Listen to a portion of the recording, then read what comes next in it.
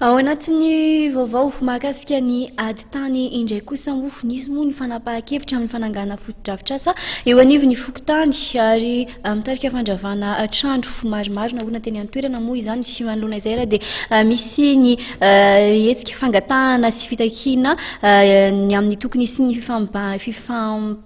fifampidinihana izay nataony ireo fokonolona teny an-toerana Manoloana ny biraon'ny fokontany Nanisana Iadiambola boriborintany fadimo nanatontosan'ny izay.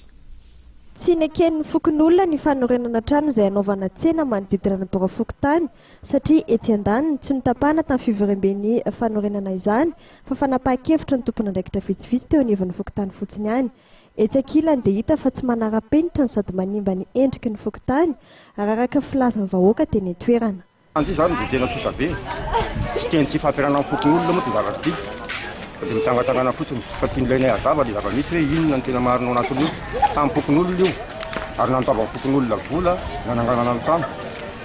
Nanaovana ny tany terasema, bulldozer, vola fokonolona.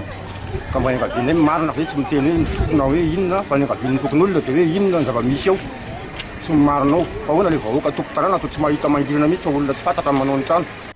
Noporofon'ny filoha-hevitry ny fokontany fa efa misy taratasy avy amin'ny tanàna Antananarivo nanambara fa tsy mbola nahazo fahazondalana hanorina trano eo anivon'ny fokontany ary efa nisy ihany koa taratasy fampitandremana tamin'ny 20 janoary teo izay mandrara ny fanorenana trano sy manafoana ny fanohizana ny asa ary taratasy tamin'ny 30 janoary teo izay milaza ny amerenana amin'ny laony tsy misy atakandro ny tany. Zay mitena dia vice-président fokontany fa nazara tsy mahafantatra ny fijoroany reto trano reto.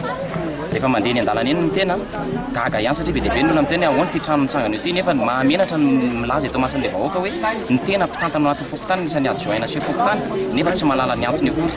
Ny joroan'ireo trano ireo aloha dia tao anatin'ny fotoana ny fampielezan-kevitra. Ka ny trano raha zavatra ohatran'izao ny atao projet atao anatina fokontany tokony fampiarana amin'ny vahoaka ary tokony isy fivorimbe fokonolona ny manapaka raha eken'ny fokonolona ny ananganana ny izy. Nomarin'ny filoha-pokotany fa nisy ny fiara-miasa tamin'ireo mpanambola ary efa najana ny fanorenana ny fokontany. Olona izay manambola ihany no saina manao izy fa ny ofan'io zany no ho an'ny vahoaka ny vola azo amin'io zany rehefa tsena mandeha le tsena. Marina fa tsy olona amponina eny anivon'ny fokontany mampiasa sy nanorina ireo tsena ireo koa manao antsoava amin'ny tompon'andraikitra ny vahoaka mba hijery akaiky mahakasika olana io ary ny handravana fiarak'izay ireo tsena ireo.